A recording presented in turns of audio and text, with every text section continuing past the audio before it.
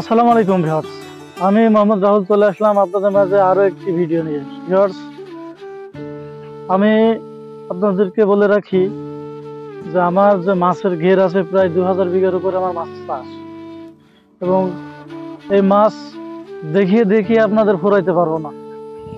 বিভিন্ন এলাকায় বিভিন্ন জায়গায় আমার মাছের চাষ, এবং সেই দৃষ্টিকোণে আমি এসেছি আমার আরো একটা জায়গায়। এখানে চারা মাছ করা হচ্ছে, চারা মাছ লালন পালন করা হচ্ছে। এই চারা মাছটা কিছুদিন পরেই আর একটা ঘেরে শিফট হবে, কারণ যেখানে মাছ খালি হয়ে যাবে এই চারা মাছ সে জায়গায় চলে যাবে।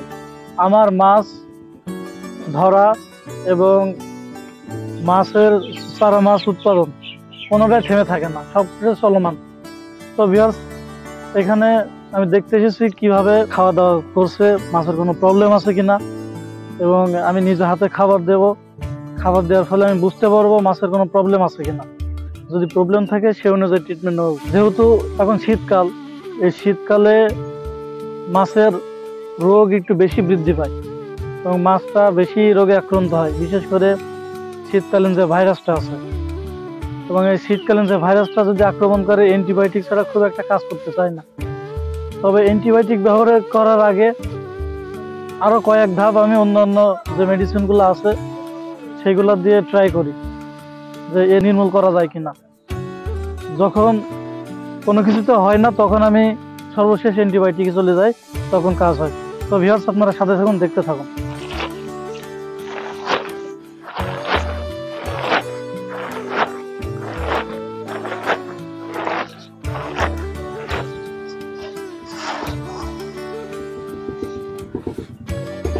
বিসমিল্লাহির রহমানির রহিম।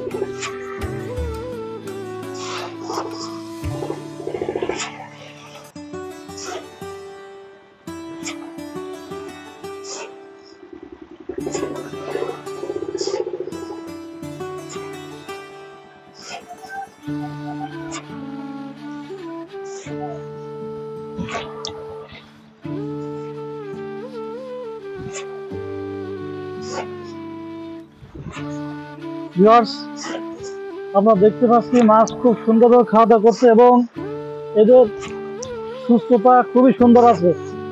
এবং আমি সবসময় চারা মাছ নিয়ে একটা জিনিস শঙ্কায় থাকি যে শীতকালে এর যে ভাইরাসটা, এটা খুবই ক্ষতিকর একটা চাষের জন্য। কারণ যদি চারা মাছ যদি নষ্ট হয়ে যায় তাহলে একটা সিজন মার খেয়ে যেতে পারে। কারণ চারা মাছ সবসময় পাওয়া যায় না, এটা একটা নির্দিষ্ট সময় পর্যন্ত পুকুরে রেখে তারপরে চাষ করতে হয়।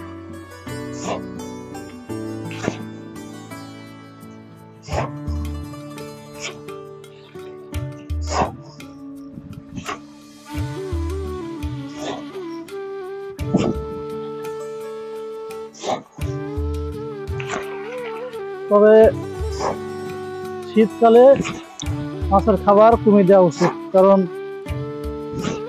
শীতে বেশি খাইলে মাছ মারা যেতে থাকে।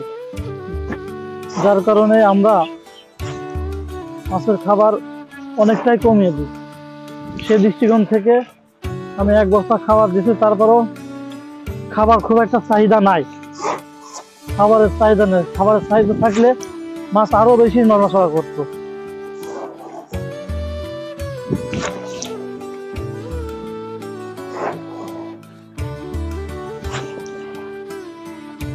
চাহিদাই নাই, মাছটা এইভাবে খায় না।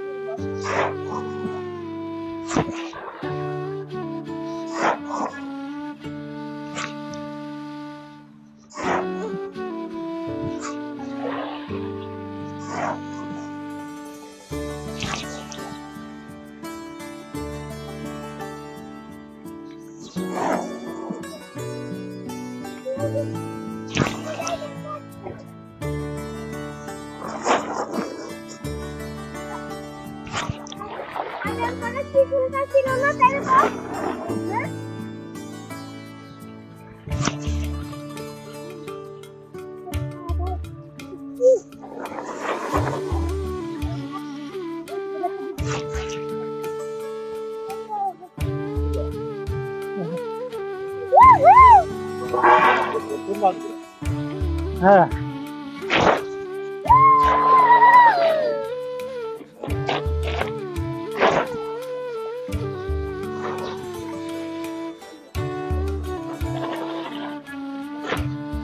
তো ভিউয়ার্স, একটি দানাও বিফলে যাবে না। আস্তে আস্তে খাবারের চাহিদা কম থাকলে তারা আস্তে আস্তে খেয়ে ফেলবে, আর খাবারের চাহিদা বেশি থাকলে খুব দ্রুত তারা খেয়ে ফেলে। এবং কিছুদিন পরে আমি দেখবো একটা মাছের হজম করতে কতটুকু সময় লাগে, মাছটা ধরে দেখবো, কারণ তাদের পেটে কোনো অসুখ আছে কিনা যে এটা দেখা খুবই জরুরি।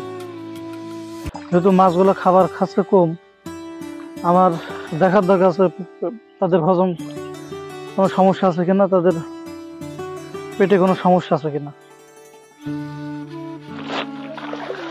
তো ভিউয়ার্স, আজকের ভিডিওটি এই পর্যন্ত।